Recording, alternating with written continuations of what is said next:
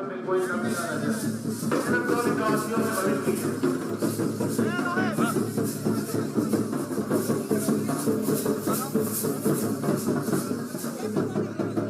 बहुत बहुत स्वागत करता है। ये प्रांगण, ये पूरा प्रांगण हर्षोल्लास से भर गया है और इस पावन पर्व पर उनका आना हमारे पूरे धर्म निवासी और सिर्फ निवासियों के लिए गर्व का है।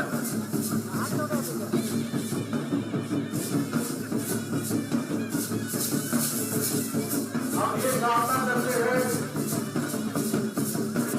हमारे सिर्फ निवासियों का स्वागत किया है, उनको सर्व महापर्व की एक अन्य शुभकामनाएं। हमारे मुख्यमंत्री महोदय अभी जाहिर की परिक्रमा कर रहे हैं। इसी तरह से हम आते हैं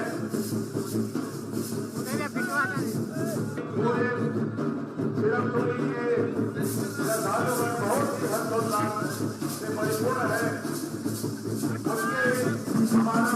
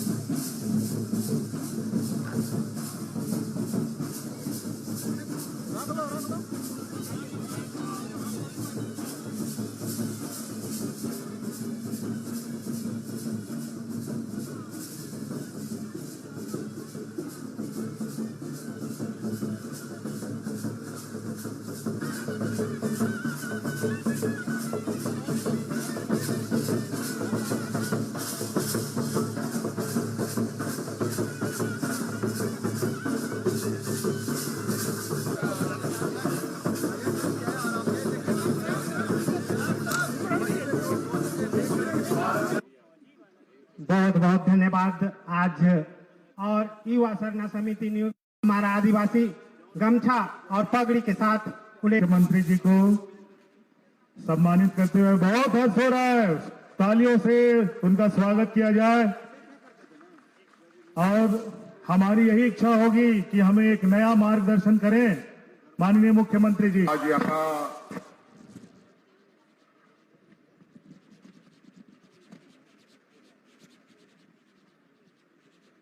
हमारे रांची जिला के आदिवासी समाज के धर्मगढ़ सिरमतोली के इस प्रांगण में आज सरहुल पर्व की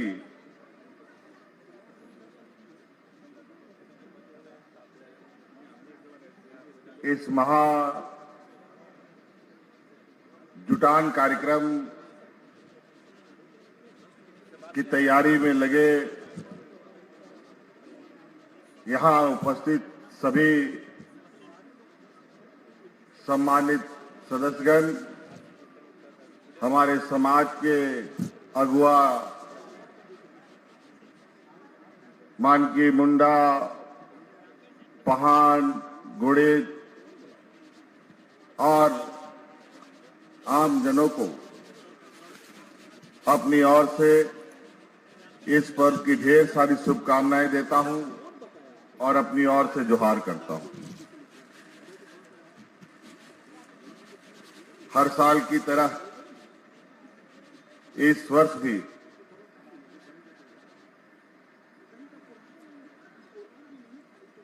सरहुल की भव्य तैयारी और भव्य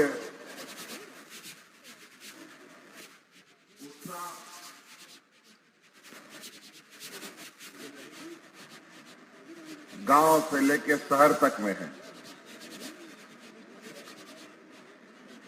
गली गली टोले टोले में आज के इस महापर्व मनाने का काम किया जा रहा है। अब से थोड़ी देर के बाद गांव गांव से टोले टोले से सरहुल महापर्व की महायात्रा प्रारंभ होगी। लंबा यात्रा तय करने के बाद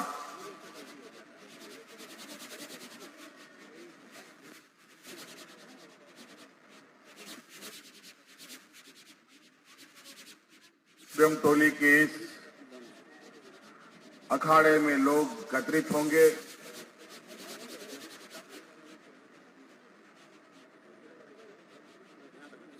जिनमें संख्या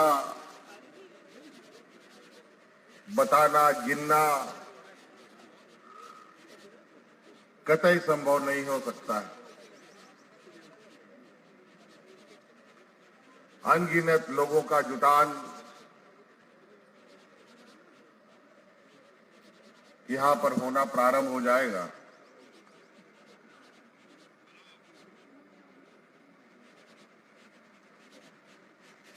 मैं इस महापर्व के महायात्रा के लिए सभी समाज, हमारे आदिवासी भाइयों को बहुत बहुत शुभकामनाएं देता हूं और उनकी यात्रा सफल हो, ये मैं कामना करता हूं।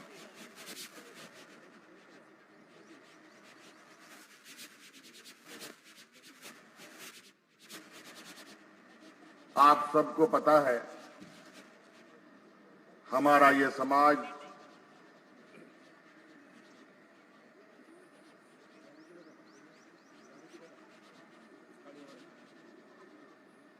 मुख्यतः प्रकृति के पुजारी होते हैं। हमारा संबंध प्रकृति से जुड़ा होता है। प्रकृति है तो आदिवासी समाज है, जल जंगल जमीन है तो आदिवासी समाज है।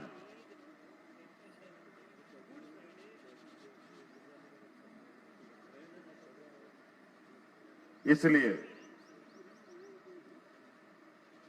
आपकी सरकार ने ये निर्णय लिया है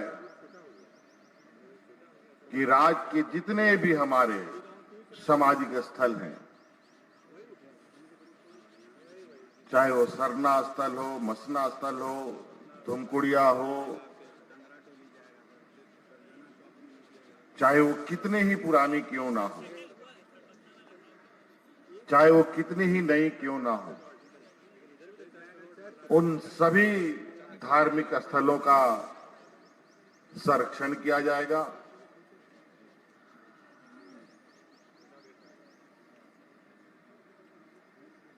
और जो समाज की पहचान है,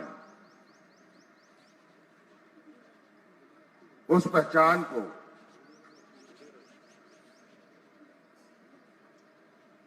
आने वाली पीढ़ियों को हम सौंपते चले जाएंगे।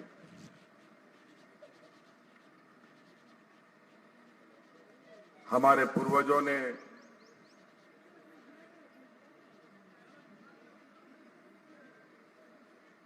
बहुत खूबसूरत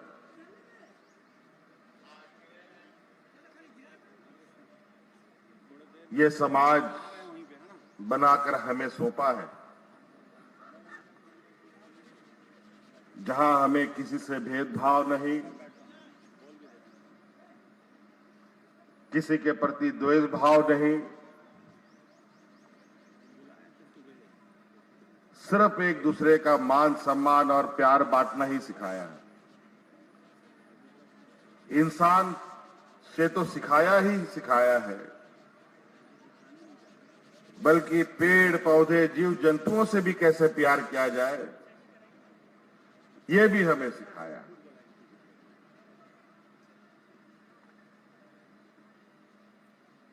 इसीलिए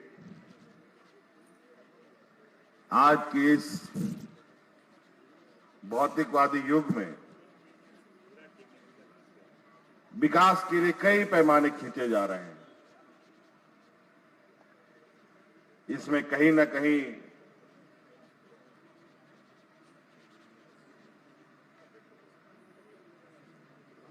कहीं कम कहीं अधिक प्रकृति के साथ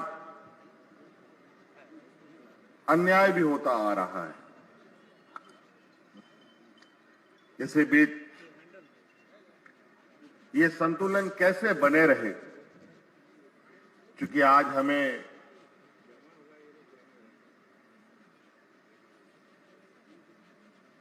और हमारे समाज, हमारी आने वाली पीढ़ी को भी विकास के कड़ियों से भी जुड़ना है।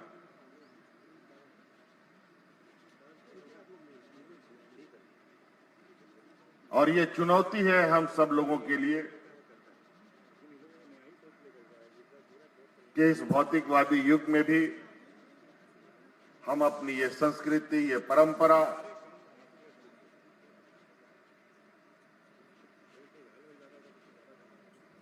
ये जल जंगल जमीन,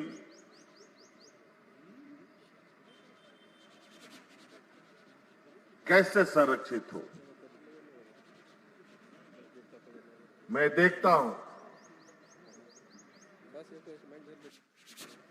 कि राज्य में कई पहाड़, कई नदी, कई जंगले हैं, लेकिन वो शहर में आते आते विलुप्त होने लगते हैं। ये बहुत चिंता का विषय है।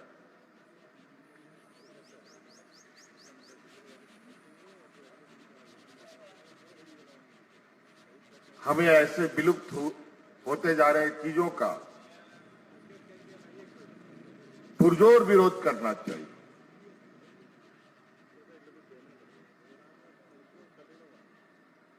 आज शहर की ओर से गुजरने वाली सभी नदियां लगभग समाप्ति के कगार पर हैं। और वो नदियां हमारे लिए सिर्फ नदी मात्र नहीं है। हम सिर्फ वहां नहाने धोने, कपड़े धोने का ही काम हमारा वो नदी नहीं करता, वो हमारा जीवन रेखा भी है।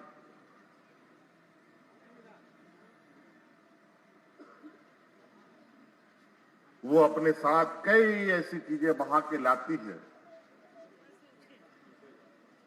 जो मनुष्य जीवन के लिए अत्यंत आवश्यक है।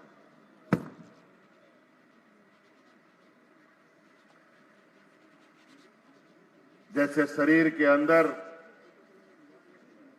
खून की नाड़ियां बहती है, उसी प्रकार ये नदी, झरना मनुष्य का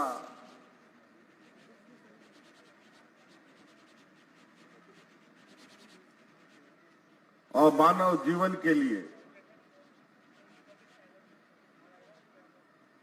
ये बहता खून के नाड़ियों का काम करती है। मैं देखता हूं नदी के ऊपर लोग घर बना लेते हैं, तालाबों के ऊपर घर बना लेते हैं और उस बेचारे नदी तालाब को चारों ओर रसायन युक्त कंकड़ पत्थरों से घेर दिया जाता है।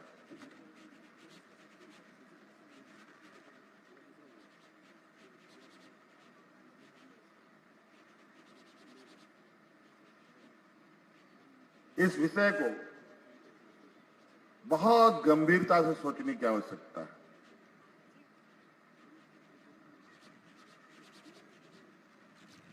इसलिए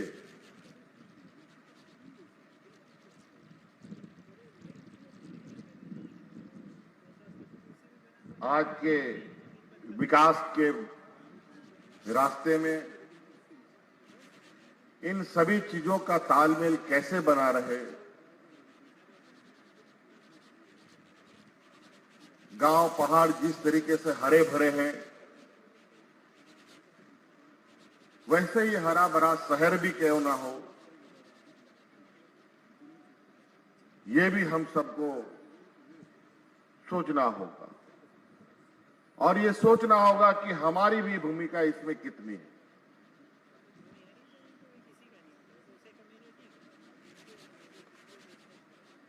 आज हम सबों की जरूरतें बहुत बढ़ गई हैं। जरूरतें भी बढ़ गई, चुनौती भी बढ़ गई। अगर इन जरूरत और चुनौतियों के बीच में अगर इन व्यवस्थाओं को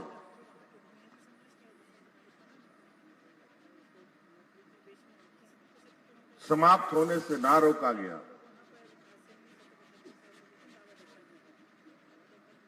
तो बहुत आने वाला समय हमारे पीढ़ियों के लिए दुखदायी और कष्टदायी होगा।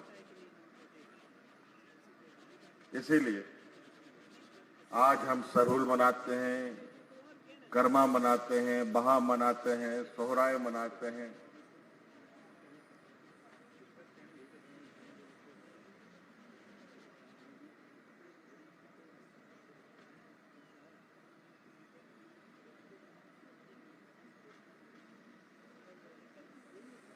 तो इसलिए आज के इस महापर्व के अवसर पर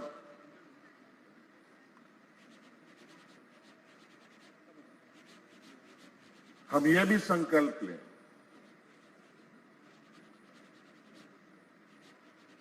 कि प्रकृति के गोद से कुछ भी हम हासिल करते हैं या कुछ भी चीजें उससे लेते हैं तो बदले में हम इस प्रकृति को क्या दे रहे हैं, यह भी हम सुनिश्चित करें। ये कभी संभव नहीं है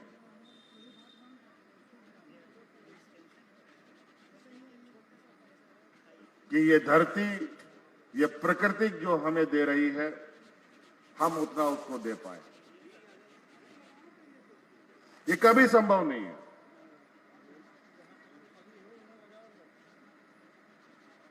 लेकिन उसके बराबरी तो हम कर नहीं सकते, लेकिन उसमें थोड़ा योगदान तो जरूर ही कर सकते हैं। चाहे वो एक पेड़ ही बचाकर क्यों ना हो, चाहे वो एक पेड़ ही लगाकर क्यों ना हो।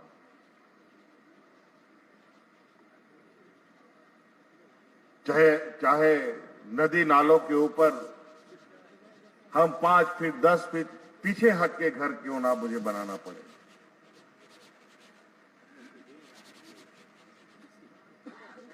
इसीलिए आज इस उत्साह को आने वाला समय में और भी हम उत्साहपूर्वक मना पाएंगे। नहीं तो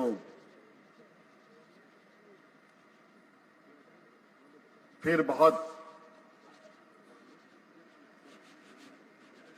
कठिनाइयों के साथ हमें सामना भी करना पड़ेगा।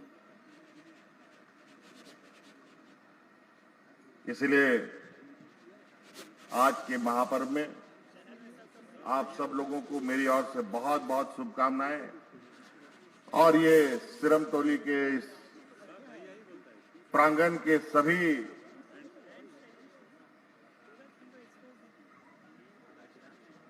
सदस्यों को मेरी ओर से बहुत बहुत शुभकामनाएं हैं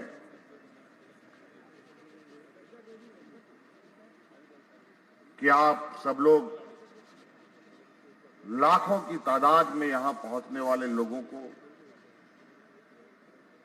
जिस तरीके से